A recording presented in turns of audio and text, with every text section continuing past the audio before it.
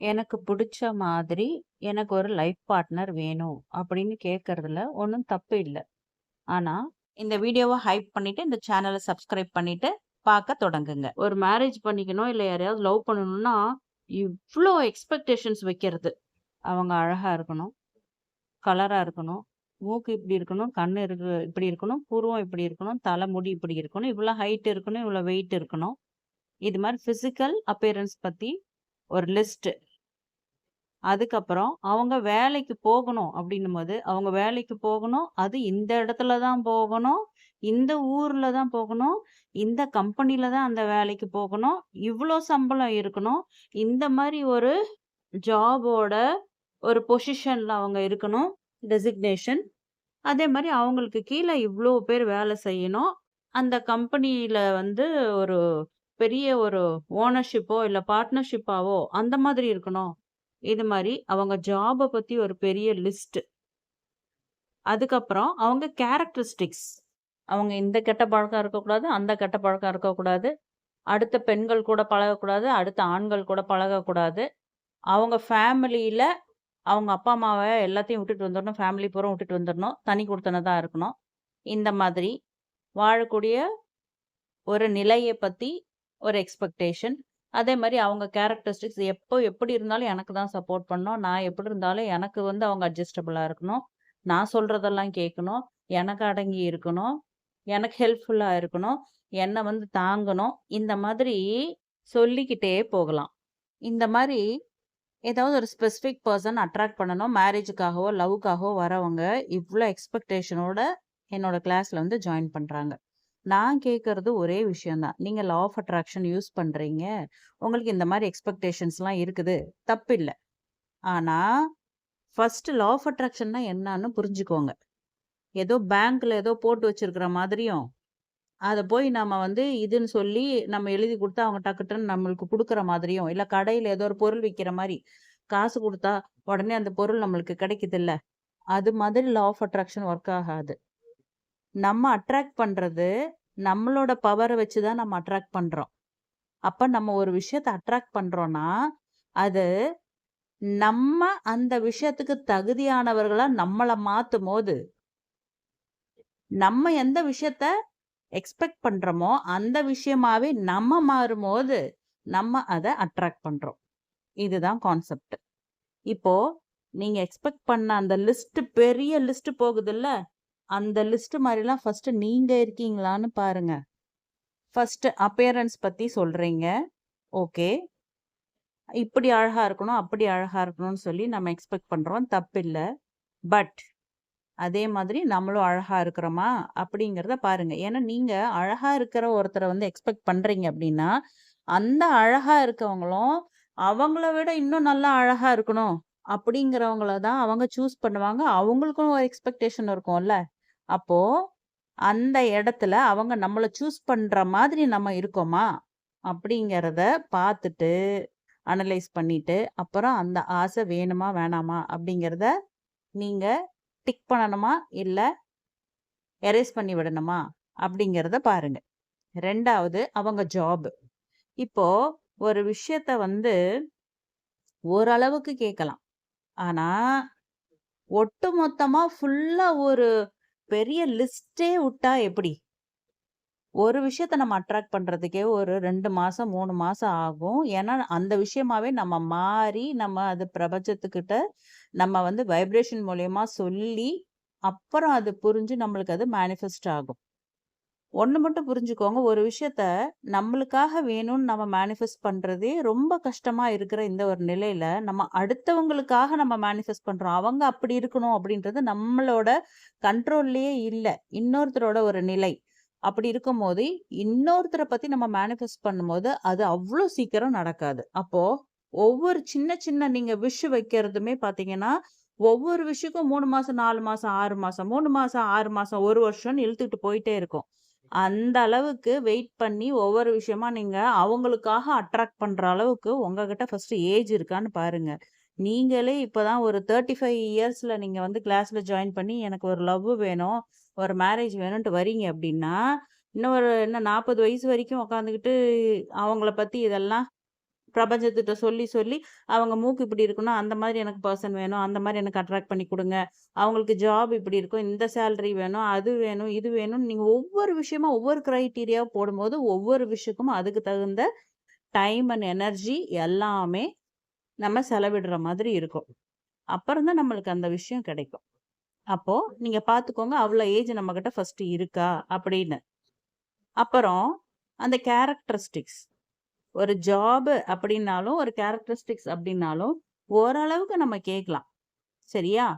இப்போ அவங்க இந்த ஜாப்ல வேணும், இந்த ஒரு சம்பளத்துல வேணும்னு கேட்கறதுலேருந்து ஒரு நியாயம் இருக்கு. இந்த ஊர்ல தான் வேணும், இந்த வேலையில தான் வேணும், உங்களுக்கு கீழ இத்தன பேர் இருக்கணும், மேல இத்தன பேர் இருக்கணும், அந்த நம்பர்ஸு, இந்த ஸ்ட்ரீட்ல தான் இருக்கணும், அப்புறம் இந்த கம்பெனில தான் ஒர்க் பண்ணணும். இவ்ளோ அக்யூரேட்டா நீங்க வந்து அட்ராக்ட் பண்ணணும் அப்படின்னா, அந்த விஷயம் வந்து நீங்க மாறணும். அது வந்து உங்களுக்கு மேபி அட்ராக்ட் ஆயி நீங்க அங்க ஜாப் பண்றதுக்கு போயிருவீங்க. சரிங்களா? எப்பவுமே வந்து ஒரு விஷயத்த நம்ம அடுத்தவங்களுக்காக நீங்க மேனிஃபெஸ்ட் பண்ணும்போது, ஃபர்ஸ்ட் அது உங்களுக்கு தான் அட்ராக்ட் ஆகும். அப்புறம் தான் அது அவங்களுக்கு போய் ரிஃப்ளெக்ட் ஆகும். இதுதான் வந்து இந்த ரிஃப்ளெக்ட் தெரப்பில தான் நம்ம வந்து அடுத்தவங்கள வந்து நம்ம வந்து அட்ராக்ட் பண்ண முடியுமே தவிர, இது எதுவுமே மாயாஜாலமோ, மேஜிக்கோ கிடையாது. நான் இங்கேருந்து ஒரு மந்திரம் போட்டுட்டேன். அதுக்கு தகுந்த மாரி எல்லா விஷயமும் கிரைட்டீரியாஸும் அடங்குன மாரி ஒரு மாப்பிள்ளை என் கண் முன்னாடி வந்து நான் படுத்து தூங்கி எந்திரிப்பேன், டக்குனு என் கண் முன்னாடி நிக்கணும்னா, it is not that easy and it is not possible like that. Next கேரக்டரிஸ்டிக்ஸ்க்கு வரேன். இவ்ளோ கேரக்டரிஸ்டிக்ஸ் சொல்றீங்களே! அவங்க இப்படி இருக்கணும், அப்படி இருக்கணும். நான் சொல்ற பேச்செல்லாம் கேட்கணும். எடக்கு அடங்கி இருக்கணும். எங்க அப்பா, அம்மாலாம் வீட்டுக்கெல்லாம் வந்தாங்கன்னா, அவங்க வந்து என் கூடயே ஸ்டே பண்றதுனாலும், அதுக்கெல்லாம் அவங்க ஒத்துக்கணும். ஆனா, அவங்க அவங்க அப்பா, அம்மாவெல்லாம் உட்டுட்டு வந்துரணும். அப்புறம் வந்து பார்த்தீங்கன்னா, நான் என்ன ஆசைப்பட்டாலும் அவங்க செஞ்சு குடுத்துறணும். எனக்கு வந்து அட்ஜஸ்டபிளா இருக்கணும். என்ன அனுசரிச்சு போகணும். எங்க ஃபேமிலில எல்லாத்துக்கும் அவங்க ரெஸ்பெக்ட்ஃபுல்லா இருக்கணும். அதே மாதிரி என்ட்ட ரொம்ப அன்பா இருக்கணும், ஆதரவா இருக்கணும், கேரிங்கா இருக்கணும். நான் என்ன சொன்னாலும் புரிஞ்சுக்கணும். ஆக்சுவலா இத்தன கேரக்டரிஸ்டிக்ஸும் ஃபர்ஸ்ட் உங்ககிட்ட இருக்கா? அப்படிங்கிறத நீங்க அனலைஸ் பண்ணுங்க. உங்ககிட்ட இல்ல அப்படின்னா, நீங்க இந்த விஷயத்த வெளிய அட்ராக்ட் பண்ண முடியாது. எல்லாமே உங்களுக்கே ஆதரவா இருக்கணும், உங்களுக்கே எல்லாமே அட்ஜஸ்டபிளா இருக்கணும்னா, அவங்களுக்குன்னு ஒரு மனசு இல்லையா? அவங்களுக்குன்னு ஒரு ஆசை, பாசம் இல்லையா? அவங்களுக்குன்னு ஒரு டேஸ்ட் இல்லையா? அப்போ உங்கள நீங்களே மேரேஜ் பண்ணிக்க வேண்டியது தான். இது எல்லாமே உங்ககிட்டயே இருக்குன்னா, உங்கள நீங்களே லவ் பண்ணிட்டு போயிடுங்க. ஏன்னா, இத்தன விஷயமும் அடங்குன ஒரு பெர்சன் எனக்கு வேணும் அப்படின்னா, ஒண்ணு இருந்தா ஒண்ணு இருக்காது. இதுதான் ரியாலிட்டி. இப்ப நம்மளே பார்த்தா 100% நாம வந்து பெர்ஃபெக்ட் கிடையாது. நம்மகிட்டயும் குறை, நிறை இருக்கு. அது மாதிரி அடுத்த பெர்சன் கிட்டயும் நல்லது, கெட்டது எல்லாம் இருக்கும். குறைகளும் இருக்கும், நிறைகளும் இருக்கும். அது எல்லாத்தையுமே நம்ம அக்செப்ட் பண்ணி, டைஜஸ்ட் பண்ணி தான் நம்ம இந்த வாழ்க்கைய நடத்தணுமே தவிர, ஒரு லிஸ்ட் போட்டுலாம் நம்ம லா ஆஃப் அட்ராக்ஷன்லாம் நம்ம வந்து அட்ராக்ட் பண்ண முடியாது. அதுவும் ஒரு 35 இயர்ஸ்ல, 30 இயர்ஸ்ல, 29 இயர்ஸ்ல வந்து நீங்க ஜாயின் பண்ணும்போது, ஒரு ஆசைய அட்ராக்ட் பண்றதுக்கே அதுவும் இந்த ஸ்பெசிஃபிக் பெர்சன் தான் இருக்கதுலயே ரொம்ப கஷ்டமான ஒரு லா ஆஃப் அட்ராக்ஷன். அதுக்கு இவ்ளோ ஆசைகள நீங்க இவ்ளோ பெரிய லிஸ்ட் போட்டீங்கன்னா, எவ்ளோ பெரிய லிஸ்ட்டோ அவ்ளோ டைம் எடுக்கும். அப்புறம் பாருங்க 50 வயசுல தான் அப்புறம் மேரேஜ் ஆகும். சுருக்கமா சின்னதா சிம்பிளான விஷஸ் போட்டு நீங்க ஒரு ஸ்பெசிஃபிக் பெர்சன அட்ராக்ட் பண்ணும்போது, ஈஸியா அது வந்து பிரபஞ்சத்துக்கு புரியும்.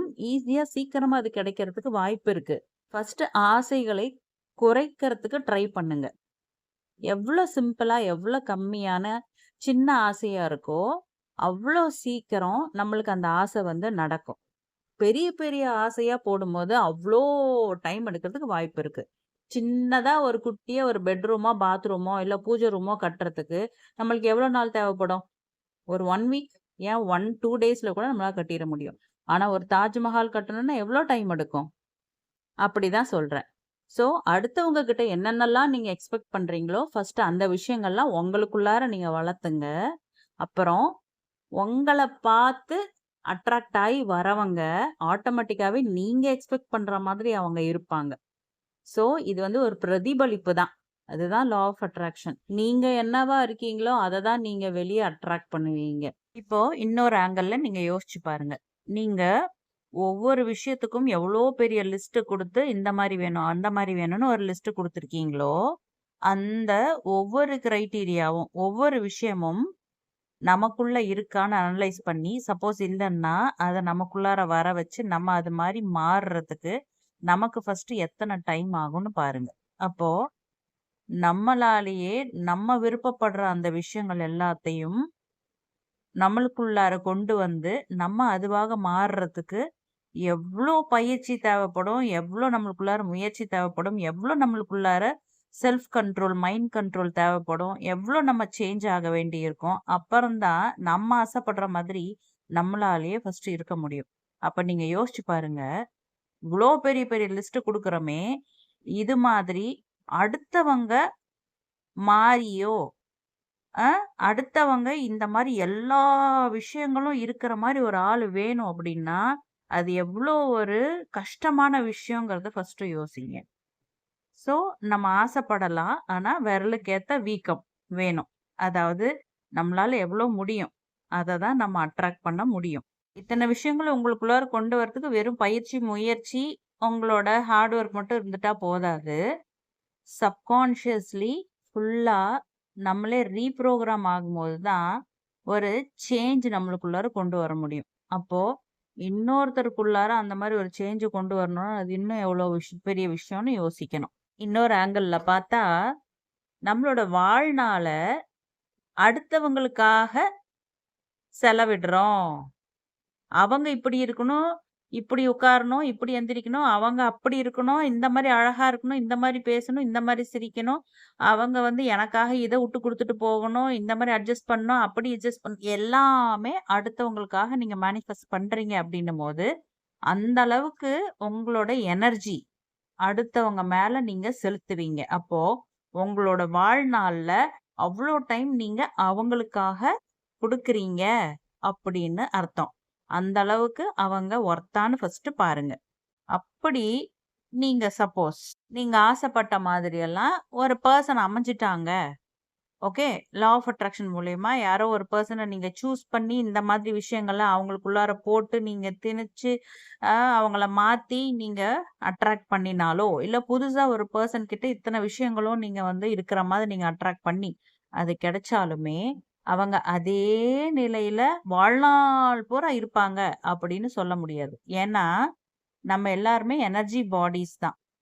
அப்போ மூவிங்ல தான் நம்ம இருக்கோம். ஒரே ஸ்டாக்னேட்டா இருக்கல. நம்மளே பாருங்க, ஒரு 5 வருஷத்துக்கு முன்னாடி நம்மளோட இருந்த வெர்ஷன் வேற, இப்ப இருக்கிற வெர்ஷன் வேற. அப்போ நம்மளே மாறிக்கிட்டே இருக்கோம். அப்போ அவங்களுக்குள்ளாரயே ஒரு மாற்றங்கள் வரும் இல்லையா? அப்போ இந்த விஷயங்கள் எல்லாமே மாறுறதுக்கு சான்சஸ் இருக்கு. ஆல்ரெடி நான் சொல்லியிருக்கேன். நம்ம எதுவா இருக்கோமோ, அதுதான் நம்ம அடுத்தவங்க கிட்ட அட்ராக்ட் பண்றோம் அப்படின்னு. ஸோ இந்த விஷயங்கள்லாம் வேணுங்கிறதுக்காக நீங்க கஷ்டப்பட்டு உங்கள நீங்களே மாத்தி சப்கான்ஷியஸ்லி நீங்க ரீப்ரோகிராம் பண்ணாலும், உங்களோட சுயமான ஒரிஜினாலிட்டி நிலைக்கு நீங்க மறுபடியும் அகைன் போய் தான் தீருவீங்க. ஒரு விஷயம் வேணுங்கிறதுக்காக நீங்க உங்கள மாத்திக்கிட்டீங்க. அடுத்தவங்கள அட்ராக்ட் பண்ணணுங்கிறதுக்காக நீங்க உங்கள நீங்களே மாத்திருக்கீங்க. ஏன்னா அப்படிதான் லா ஆஃப் அட்ராக்ஷன் ஒர்க் ஆகுது அப்படின்னும்போது நம்ம அந்த மாரி பண்ணியிருக்கோம். அப்போ நீங்க வேற ஒரு நிலையில வாழுவீங்க. அந்த மாரி ஒரு வாழ்க்கைய உங்களால வாழ்நாள் பூரா வாழ முடியாது. ஏன்னா, உங்களோட தன்மைன்னு ஒண்ணு இருக்கு இல்லையா? ஒரிஜினாலிட்டி. அதுக்கு நீங்க வரும்போது ஆட்டோமேட்டிக்கா அந்த பெர்சன் மாறிடுவாங்க. அவங்களோட தன்மைக்கு அவங்க போயிடுவாங்க. அப்போ ஆஃப்டர் சம் டைம் இது வந்து 2 பேத்துக்குள்ளார விலகறதுக்கும் சான்சஸ் இருக்கு. அதனால தான் எதையுமே ஃபேக்ஃபுல்லாவோ, ஃபோர்ஸாவோ பண்ணாம, அடுத்தவங்கள ஃபுல்லா நான் மாத்துறேன் அப்படின்னு குதிக்காம ஓரளவுக்கு நீங்க எக்ஸ்பெக்டேஷன் வைக்கலாம். ஃபுல்லாவே நம்ம சேஞ்ச் பண்ணணும் அப்படிங்கிறதெல்லாம் நீங்க பண்ணீங்கன்னா, லா ஆஃப் அட்ராக்ஷன் ஒர்க் ஆகும். ஆனா அது எத்தன அளவுக்கு அந்த பெர்சன் அப்படியே அதே நிலையில இருப்பாங்கன்னு சொல்ல முடியாது. ஏன்னா நீங்களும் எனர்ஜி பாடி, அவங்களும் எனர்ஜி பாடி.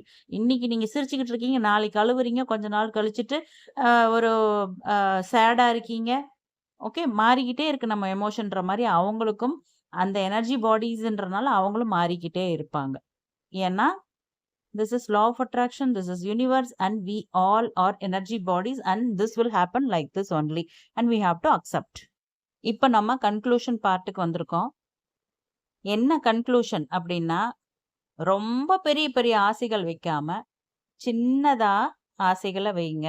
மேக்ஸிமம் அந்த ஆசைகள் உங்கள சேஞ்ச் பண்றதாவோ, உங்களுக்காக இருக்கிறதா இருந்ததுன்னா நல்லது. ஏன்னா, அந்த கண்ட்ரோல் உங்ககிட்ட இருக்கும்.